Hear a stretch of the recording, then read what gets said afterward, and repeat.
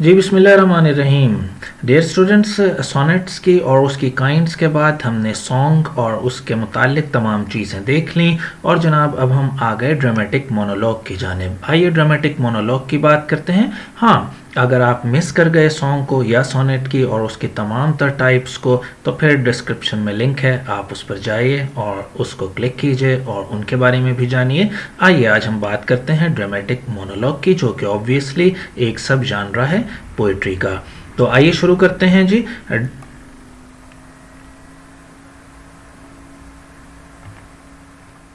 Dramatic monologue refers to a type of poetry.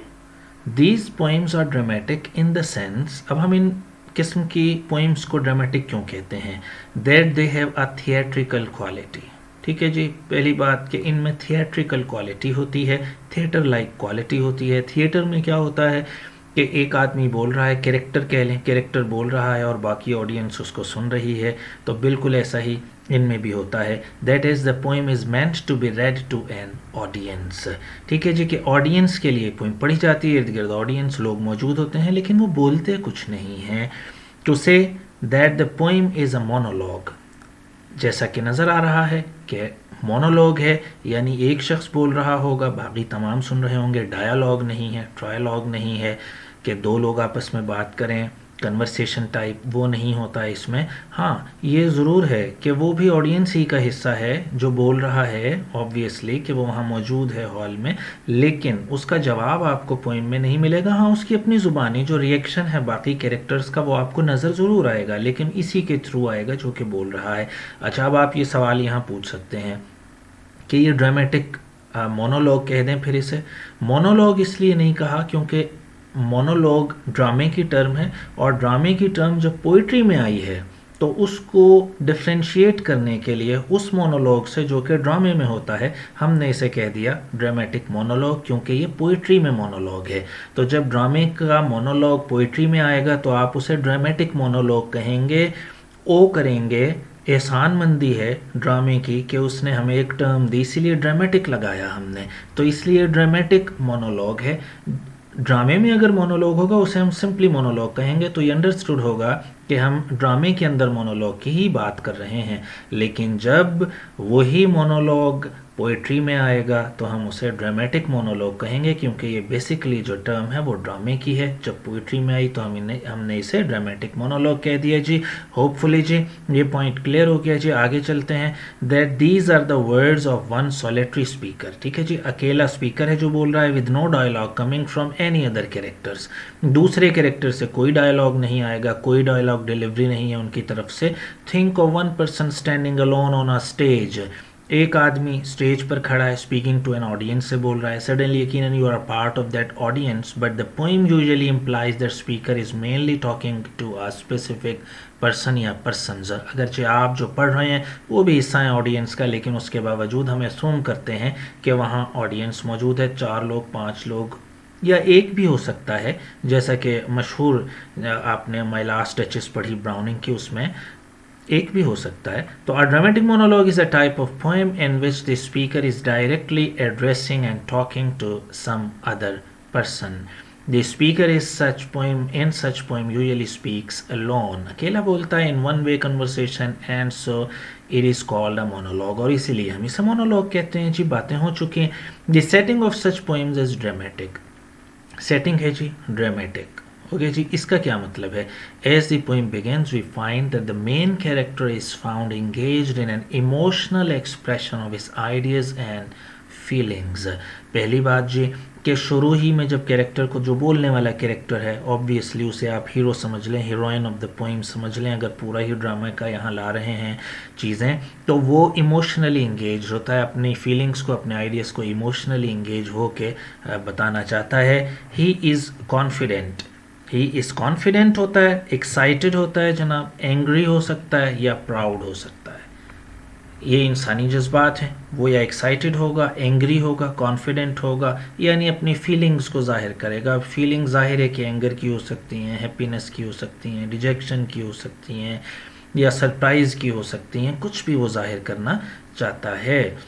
आगे चलिए जी। So the character will reveal as many secrets of hands about something he would not say consciously.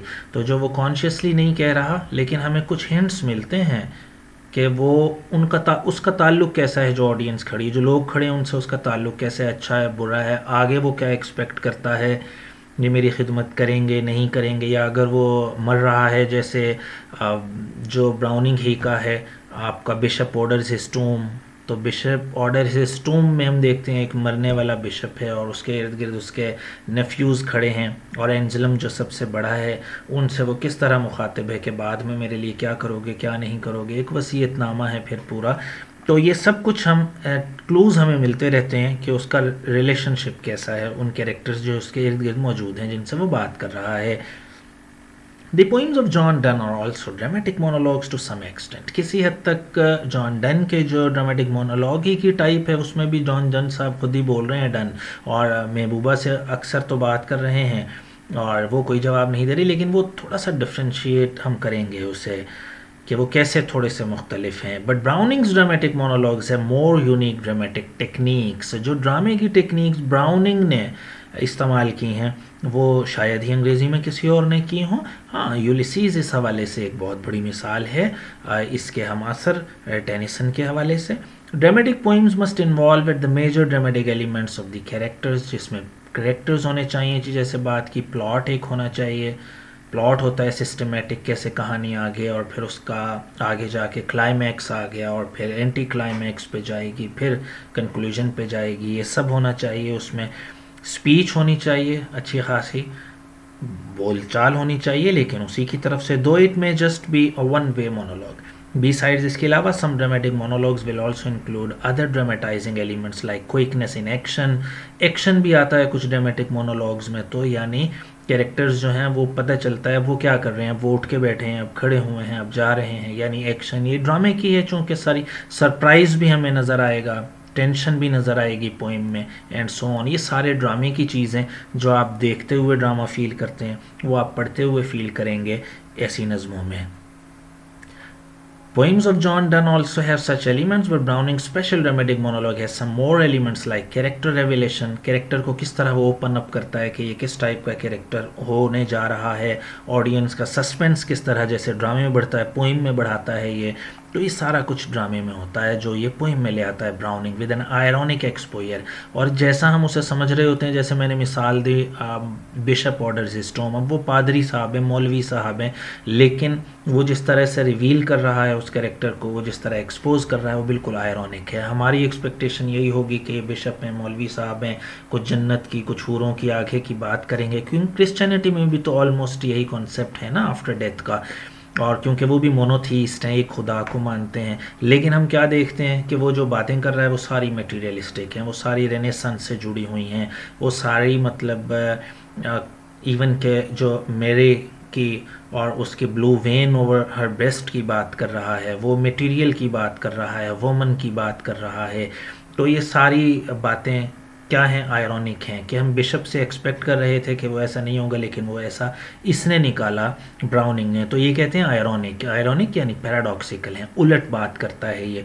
ब्राउनिंग्स characters are usually रॉग्स। इसके जो characters हैं dramatic monologues में, poems में, इसकी अक्सर वो हैं रॉग्स, मुआशरे के बदमाश हैं, who prove how corrupted they are in the process of trying to prove how great they are। ये कोशिश करने में वो कितने अजीम हैं, वो ये साबित कर बैठते हैं कि हम कितने बड़े बदमाश हैं। This is what happens in the poem my last duchess में भी तो ऐसे ही होता है ना। माई लास्ट डचेस में वो बता रहा है, मेरी जो प्रीवियस डचेस है, ड्यूक बता रहा है कि मेरी जो प्रीवियस, अब वो नए रिश्ते वाले उसके पास आए हुए हैं, पिछली जो इसकी बीवी है उसको इसने मार दिया, 17 साल की थी अभी, वो 3 साल शादी को हो गए थे, तो यानी 14 से 17 साल की उम्र तक वो इसके साथ रही। और उसको इसने क्यों मार दिया, आने वाले जो ससुराली हैं उनका एजेंट है, मैरिज एजेंट होगा उनका, अब उसे वो सारी कहानी बता रहा है, ये तस्वीर है उसकी, और इसलिए मैंने मारा कि वो औरों सबको ही लिफ्ट करवाती थी और जिसको देखती थी उससे अच्छा लगता था वो, और वो सभी को देखा करती थी। लेकिन अब इसमें वो बता तो अपना मतलब बोस्ट कर रहा है कि मैं तुम्हारी जो आगे आने वाली मेरी बीवी है जिसके लिए तुम मेरा प्रपोज़ल लेके आए हो, वो अगर ऐसा करेगी तो मैं उसको भी मार दूंगा। तो अब ये वो इस चक्कर में कि मैं अपनी ग्रेटनेस शो करूं, मैं 900 ईयर्स से जो है वो ड्यूक हूँ, नवाब हूँ, वो अपने को विलन साबित कर बैठता है। ब्राउनिंग पोइम्स हैव अ सब टेक्स्ट, ठीक है जी, इनका एक सब टेक्स्ट होता है, और a deeper level of the story of reality which the reader explores gradually and understand the reality behind the bragging, उसकी ब्रेगिंग के, उसकी बोस्टिंग के, उसके इस मगरूर अंदाज में, उसकी स्नोबरी के पीछे, इस गुरूर के पीछे जो रीडर है वो समझ जाता है कि ये नेगेटिव कैरेक्टर है, और ब्राउनिंग के अक्सर कैरेक्टर्स ऐसे ही हैं। Browning's dramatic monologues are conversational poems set dramatically in such a situation that the speech reveals a lot of the hidden story. Story बताता है, पोइम के अंदर एक पूरी कहानी और उसका प्लॉट आगे चलता है, सस्पेंस बढ़ता है, अपने क्लाइमैक्स पे पहुंचता है, फिर वो अपने लेवल अप की तरफ जाता है। In a situation that the speech reveals a lot of the story, a story which the character usually tries to disapprove. ठीक है जी, जिसको कैरेक्टर जो है वो कोशिश करता है कि मैं डिसप्रूव करूं। They have been sometimes called mask lyrics for their being oblique expression of the poet's feelings through the character के ज़रिए पोइट की अपनी फीलिंग्स भी हम देखते हैं, तो इसलिए मास्क लिरिक भी कहते हैं कि असल में तो वो पोइट ही की फीलिंग होती हैं, लेकिन वो अपने कैरेक्टर के ज़रिए दिखाना चाह रहा होता है। इसलिए यूँ समझ लीजिए कि पोइट ने एक मास्क पहना हुआ है, और उस मास्क किसका पहना हुआ है? कैरेक्टर का। मास्क ब्राउनिंग ने किसका पहना हुआ है? फ्रा लिप्पी का। मास्क किसका पहना है? एंड्रे डेल सार्टो का। मास्क किसका पहना है? बिशप का। मास्क किसका पहना है? इस ड्यूक का, ठीक है जी, ड्यूक ऑफ फेरारे का। उसने लोबादा उड़ा हुआ है, और उसके पीछे सोच किसकी है? ब्राउनिंग की अपनी ही सोच काम कर रही है, तो इसलिए इसे मास्क लिरिक भी आप कह सकते हैं। But the character expresses something that the reader analyses as an outrageously lie, ठीक है जी, वो सोच सकता है कि ये शायद झूठ बोल रहा है character. It is a kind of monopolised conversation होती है, मोनोपोलाइज्ड होती है, एक ही आदमी मोनोपोली होती है, वो किसी को नहीं बोलने देता, वो खुद बोल रहा होता है। ये मोनोपोलाइज्ड कन्वर्सेशन है। The major ingredients of the dramatic monologue are, क्या क्या चीज़ें मिल के एक ड्रामेटिक मोनोलॉग बनाती हैं जी? ड्रामेटिक सिचुएशन ऐसी ड्रामाई होती है कि बिशप जो है वो मर रहा है। अब देखें कितनी ड्रामाई है कि एक आदमी दुनिया से जा रहा है, वो कितनी ड्रामेटिक है सिचुएशन। और क्या हो सकती है ड्रामाई अंदाज के? एंड्रे डेल सार्टो अपनी महबूबा से मिलने गया है, साबका महबूबा। साबका क्या, उसकी तो हालिया भी है, लेकिन वो महबूबा किसी और के साथ ऊपर बैठी है। कज़न है उसका जो उसे लेने आया, लेकिन ये ऊपर कुछ टाइम लेके उससे बैठा हुआ है। अब ये ड्रामाई सूरत हाल पैदा हो गई। इसी तरह ड्रामाई सिचुएशन माई लास्ट डचेस में आप देखते हैं किस कदर ड्रामाई सिचुएशन है कि नए ससुराली आए हुए हैं, पुरानी बीवी की हलाकत की जो उसने खुद मर्डर करवाया है वो बता रहा है सारी कहानी। तो यानी कि एक सरप्राइजिंग ड्रामेटिक इवेंट से शुरू होगा ये। Speaker and list one interlocutor बोलने वाला होता है, इंट्रैक्शन होता है, ड्रामेटिक एक्शन होता है, plot development and character revelation, ये हम बात कर चुके हैं जी। ओके जनाब, ये आपको डॉक्यूमेंट भी मिल जाएगा जी लिंक में। For instance in my last listen to the duke as he speaks of his dead wife, ठीक है जी, डेड वाइफ के बारे ही में बोलता है ना वो अपनी। The telephone of the both accident to ours, ये खैर एक और दूसरी बात है, इसको अभी हम छोड़ रहे हैं जी। फीचर्स पे आते हैं जी हम सीधा। ये सारी बातें मैं आपको ज़ुबानी बता चुका हूँ जी, डॉक्यूमेंट में आप पढ़ेंगे भी। फीचर्स ऑफ ड्रामेटिक मोनोलॉग क्या हो सकते हैं जी? Our dramatic monologue has these common features in them. क्या क्या कॉमन फीचर्स हैं जी? A single person delivering a speech on one aspect of his life जी। क्लियर होगी बात? ज़िंदगी के किसी एक पहलू पे एक कैरेक्टर बात कर रहा होगा, यानी ऐसा नहीं है कि वो ज़िंदगी के मुख्तलिफ पहलुओं पर अपनी रोशनी डालेगा और बहुत थिक कर देगा, फ़िलोसॉफ़िकल कर देगा, ऐसा नहीं है। ज़िंदगी के एक पहलू पर अगर आप टेनिसन के यूलिसीज़ को याद करें तो यूलिसीज़ एक एस्पेक्ट पर कि सफ़र ज़िंदगी है, सफ़र आ गई है, सफ़र आबला पाई की दास्तां है, वग़ैरह वग़ैरह, ये सफ़र ही की सारी दास्तान बयान करता है, सफ़र की अहमियत बयान करता है। सफ़र के हवाले से कई कोटेशंस भी आपको याद होंगी। तो यानी उसमें सफ़र की अहमियत है कि ज़िंदगी, जैसे मेरा बेटा है टेलेमेकस, वो बैठा है यहाँ मेरे जजीरे को, मेरी हुकूमत को संभाल रहा है, मेरा मिजाज ये नहीं है।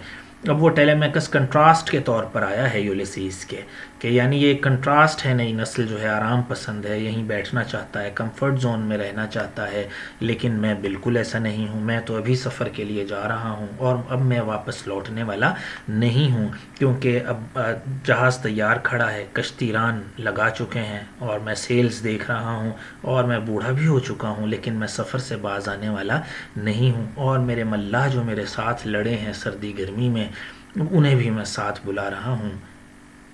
हवाएं पैगाम दे गई हैं कि मुझको दरिया बुला रहा है, मैं बात सारी समझ गया हूँ, मुझे दुआओं में याद रखना। तो ये जी दरिया बुला रहा था, समंदर बुला रहा था, उसे पानी बुला रहा था, और इसकी एनालॉजी भी यही बनती है बिलमूम कि वक्त का समंदर है और अब मैं उसमें डूबने जा रहा हूँ, अब मैं कभी अपने इस जजीरे पर नहीं लौटूंगा। यह है ज़िंदगी का एक एस्पेक्ट। क्लियर है ना, कि एक आदमी बोल रहा है और ज़िंदगी के एक एस्पेक्ट, एक पहलू पर बोल रहा है। दूसरे फीचर पर आइए जी, द ऑडियंस मे और may not be present. Audience जैसे मैंने ऊपर बात की थी कि एक शख्स भी हो सकता है। अच्छा, अब वो यहाँ ये कह रहा है कि ऑडियंस प्रेजेंट हो भी सकती है या नहीं हो सकती। जब नहीं हो सकती तो रीडर ऑडियंस है जी। जब वो करेक्टर बोल रहा है, वो रीडर से नहीं बोल रहा, उसके जहन में कोई कैरेक्टर मौजूद है और रीडर जो है वो फिर ऑडियंस बन जाएगा। जब फिज़िकली कोई कैरेक्टर आपको नज़्म में नज़र नहीं आएगा, पोइट जो है बिल्कुल हटा देगा ऑडियंस को, तो आप ऑडियंस हैं फिर उसकी। और तीसरी बात जी, speaker reveals his temperament and character only through speech. Speaker जो है वो अपना मिजाज और अपना कैरेक्टर जो है बोलचाल के ज़रिए वाजह कर देगा कि मैं ये हूँ, मैं असल में चाहता क्या हूँ, मैं बात क्या पहुँचाना चाहता हूँ तुम तक, जो ऑडियंस है, चाहे वो रीडर के तौर पर हो, चाहे वो वहाँ मौजूद कैरेक्टर्स के तौर पर हो जी। तो हम इसे मुकम्मल करते हैं, थोड़ी सी बात और करेंगे। टाइप्स ऑफ ड्रामेटिक मोनोलॉग हैं, there are 3 major types of dramatic monologue की 3 बड़ी किस्में हैं और इनकी तफसील में जाने की बहुत ज़रूरत नहीं, बताए मैं देता हूँ। रोमांटिक मोनोलॉग्स हैं जी, जो कि अपनी ज़ाहिर है कि महबूबा से कन्वर्सेशन नहीं बल्कि यूँ कहें कि मोनोलॉग है। किससे? रोमांटिक मोनोलॉग में वो अपनी बिलवेड से मुखातिब होता है, जो स्पीकर होता है, अपने बारे में, अपने इमोशंस के बारे में बता रहा होता है कि मैं क्या महसूस कर रहा हूँ तुम्हारे बारे में, क्योंकि ये रोमानवी है और रोमांटिक लव के बारे में है। दूसरा जो इसकी जी हम देखते हैं इसके टाइप में, वो है फ़िलासफ़िकल एंड साइकोलॉजिकल मोनोलॉग्स, जिसके लिए ब्राउनिंग साहब मशहूर हैं, रॉबर्ट ब्राउनिंग मशहूर हैं फ़िलासफ़िकल एंड साइकोलॉजिकल मोनोलॉग्स के लिए। और उसके तकरीबन तमाम मोनोलॉग्स ही नफ्सियात को आपकी ज़ाहिर कर रहे हैं कि बिशप मरते हुए भी क्या सोच रहा है, उसकी नफ्सियात हमें दिखाता है। फ्रा लिप्पी रात के अंधेरे में कैसे मिलने जाता था औरतों से, और जो भी मतलब ब्रॉथल हाउसेस में वो कैसे चक्कर लगाता था, उसकी नफ्सियाती और इमोशनल जो उसका स्ट्रेस है वो क्या है, वो कैसे उसका कैथारसिस करता था, ये सारी बातें यानी फ़िलासफ़िकल और साइकोलॉजिकल हैं। साइकोलॉजिकल और फ़िलासफ़िकल कहीं जाके एक हो जाते हैं। अच्छा जनाब, तीसरी टाइप है कन्वर्सेशनल मोनोलॉग है। कन्वर्सेशन में बिल्कुल ऐसा लग रहा था, सिल्विया प्लेथ का एक मोनोलॉग है, वो बिल्कुल ऐसा लग रहा है जैसे बात कर रही है किसी से और सवाल जवाब भी खुद ही कर रही है। हालांकि बोल अकेली ही रही है क्योंकि मोनोलॉग है, लेकिन वो ऐसा लगता है ये सवाल भी खुद कर रही है, जवाब भी खुद दे रही है। आपके साथ भी तो कभी ऐसा होता है ना कि खुद ही सवाल करा, अगर मैं वहाँ जाती हूँ तो फिर मुझे उसका सामना करना पड़ेगा, हाँ लेकिन वो क्यों आएगा वहाँ। अच्छा, अगर सामना हो भी गया तो मैं उसे कहूँगी कि मैं होटल जा रही थी अपने बाबा के साथ, तो ये मेरे बाबा हैं, और फिर वो कहेगा अच्छा ये आपके बाबा हैं, तो मैं फिर ये कहूँ, अच्छा वो जो कहेगा वो भी आप ही कह रहे हैं। होता है ना ऐसे, हम सब करते हैं इंटरनल मोनोलॉग्स। तो एनीवेज जी, तो ये है कन्वर्सेशनल मोनोलॉग के दोनों ही किरदार आप ही बन के बोल रहे हो मोनोलॉग में। तो ओके जी, और मोनोलॉग में और सोलिलोक्वी में फ़र्क देखिएगा था थोड़ा सा, और वो यही है कि सोलिलोक्वी में आप देखते हैं कि किसी ऑडियंस से आप नहीं बोल रहे, यहाँ पर आप अवेयर हैं कि जी ऑडियंस से आप बोल रहे हैं, लेकिन उसमें आप ऑडियंस से मुखातिब नहीं हैं, वो आप ये सोच रहे हैं कि मुझे कोई नहीं सुन रहा, और आप अकेले आपस में इंटरनली या फिर एक्सटर्नली भी आप वर्बलाइज भी कर रहे हैं, अपनी बातों को वर्बलाइज भी कर सकते हैं, मुंह से भी बोल सकते हैं, और आप सोच रहे हैं कि उसके बाद मैंने उसके पास जाना है, फिर उससे मिलूँगा, फिर उससे मिलूँगा, और फिर ये होगा। अब आप खुद बोल रहे हैं या सोच रहे हैं, सोलिलोक्वी है। अब इंटेंशन ये है कि ये सिर्फ मेरे तक है बात, लेकिन मोनोलॉग में इंटेंशन ये होता है कि जो कैरेक्टर्स हैं वो भी सुने मुझे। होपफुली जी द पॉइंट इज़ क्लियर। आगे चलिए जी अपनी आखिरी बात पर, अपनी आखिरी हेडिंग पे कि इस ड्रामेटिक मोनोलॉग का फंक्शन क्या होता है, ये क्यों आखिर इस फॉर्म में क्यों पोइट लिखते हैं, सोनेट क्यों नहीं लिखा उसने, सॉन्ग क्यों नहीं लिखा, एलेजी क्यों नहीं लिखी, इसका फंक्शन क्या है ड्रामेटिक मोनोलॉग का, इसका इंतखाब क्यों किया। A monologue functions as a tool to give vent to one's thoughts। ठीक है जी, क्या करता है, tool to give vent to one's thoughts, अपनी सोच का इजहार जितना अच्छा इसमें हो सकता है कहीं और नहीं हो सकता। गिव वेंट का मतलब होता है इजहार करना। It provides an opportunity for the poets to use powerful words spoken through their characters, कि उनके कैरेक्टर्स के ज़रिए अपनी सोच का बेहतरीन इजहार, ताकतवर इजहार ड्रामेटिक मोनोलॉग में हो सकता है। होपफुली जी अभी तक आपके पास सब चीज़ें साथ साथ चल रही हैं, उसके बावजूद अगर आपको कोई प्रॉब्लम हो तो आप मुझसे ऑब्वियसली पूछ सकते हैं जनाब। तो लीजिए जनाब, हम पहुंच गए थे इसके बिल्कुल आखिर पर, जी जी बिल्कुल यहाँ पहुंच गए। So the characters can express themselves और their ideas without an obstacle और हिंड्रेंस, बगैर किसी रुकावट के कैरेक्टर अपनी बात कर सकता है, क्योंकि ऑडियंस को तो बोलने की इजाज़त नहीं है, जो इर्द गिर्द लोग खड़े हुए हैं उनको कोई बात कहने की इजाज़त नहीं है, तो इसलिए कोई हिंड्रेंस नहीं आती और आप अकेले बोले जा रहे हैं। बाय द वे मुझे ना जहन में लाइएगा कि मैं भी बोले जा रहा हूँ, कोई हिंड्रेंस कोई रुकावट नहीं हो रही, तो फिर तो बड़ा आसान है बोलना। खैर अच्छा जी, a dramatic monologue is also a convenient device to present different characters and their inner thoughts through verses. ठीक है जी, is also a convenient device to present different characters के लिए बहुत ही कन्वीनियंट है, and characters the inner thoughts through verses, और अपनी अंदरूनी जो सोच है वो शायरी में लाने का बेहतरीन जो ज़रिया है, बेहतरीन जो आपके पास एक डिवाइस है वो मोनोलॉग का है, ड्रामेटिक मोनोलॉग का है। तो ये है जी इसका फंक्शन कि अपनी साइकोलॉजिकल फ़िलोसॉफ़िकल कैफियत बयान करना शेरी सिन्फ में, शायरी में, वो इससे अच्छा और कहीं नहीं होता।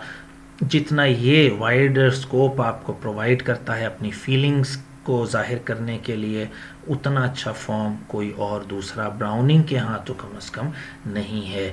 तो ये था जी ऑल अबाउट ड्रामेटिक मोनोलॉग जी, उसकी डेफिनेशन, ड्रामेटिक मोनोलॉग और क्यों ड्रामेटिक कहते हैं इसे, और तीसरी बात जो हमने वाज़ेह की वो ये कि पोइट्री में जब ये आता है तो कैसे हम ड्रामे को कवर करते हैं, और नेक्स्ट जनाब इसके टाइप्स आपने देखे, इसके फंक्शन आपने देख लिए जी। कोई सवाल होगा तो ज़रूर मुझसे पूछिएगा। थैंक यू सो मच, अल्लाह हाफिज़।